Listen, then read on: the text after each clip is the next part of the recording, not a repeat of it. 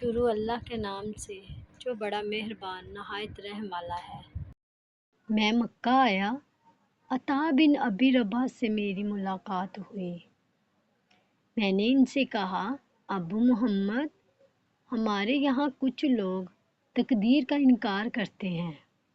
عطا نے کہا، میں ولید بن عبادہ بن سمات سے ملا۔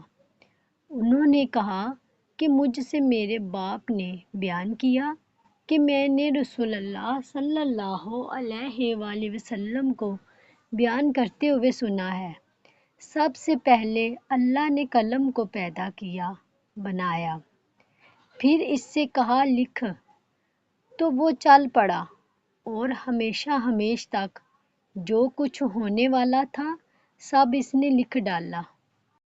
رسول صلی اللہ علیہ وآلہ وسلم نے فرمایا، صعود جہنم کا ایک پہاڑ ہے، اس پر کافر 70 سال تک چڑھتا رہے گا، پھر وہاں سے لڑھک جائے گا، یہی عذاب اس سے ہمیشہ ہوتا رہے گا۔